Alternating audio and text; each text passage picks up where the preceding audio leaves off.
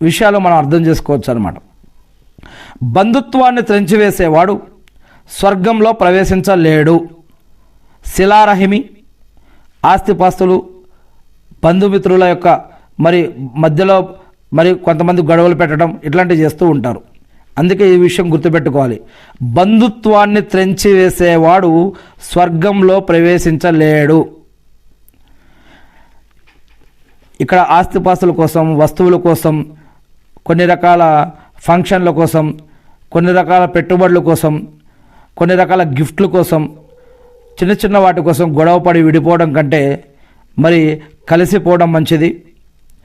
బంధుత్వాన్ని తెంచివేస్తే స్వర్గంలో ప్రవేశించలేడు అని చెప్పి ఇక్కడ చెప్పడం జరిగింది.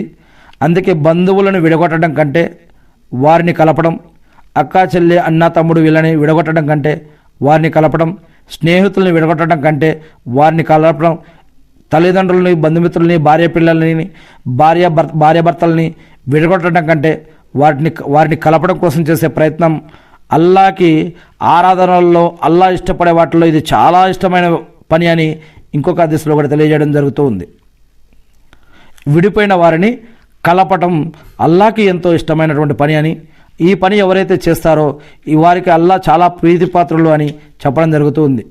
తన ఉపాధి తదితర వస్తువులలో వృద్ధి కలగాలని, తన ఉపాధిలో వృద్ధి కలగాలి అని, తన ఆయుస్సు పెరగాలని ఎవరైనా కోరుకుంటే అతను తన బంధువులతో మంచి సంబంధాలు కలిగి ఉండాలి.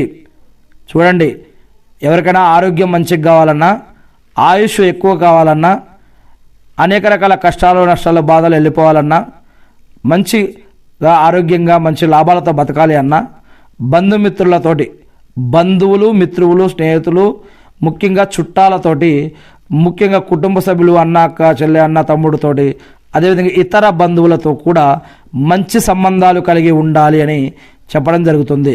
కానీ వారి పట్ల బంధువులు కాని వారి పట్ల కూడా మంచిగా వ్యవహరించాలి అని చెప్పడం జరిగింది. అందుకే జకాతు కూడా ముందుగా మీ చుట్టాలలో, బంధువుల్లో ఉన్న పేదవారు ఎవరైతే ఉన్నారో, కష్టాల్లో, నష్టాల్లో, బాధల్లో, ఇబ్బందుల్లో ఎవరైతే ఉన్నారో, మీ బంధువుల్లో ఉన్న పేదవారికి ముందుగా జకాతు హక్కు వారిపై ఉంది. ఇది ఖురాన్లో ఉన్నటువంటి వాక్యం. ఖురాన్లో 8 రకాల వారిపైన జకాత్ అనేది చెప్పడం జరిగింది.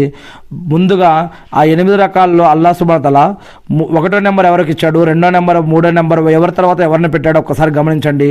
ముందుగా మీ బంధువుల్లో ఉన్న వారికి ఈ యొక్క జకాత్ అనే హక్కుని ఎందుకు పెట్టడం జరిగింది, దీన్ని ఒక్కసారి మీరు ఆలోచించుకోండి.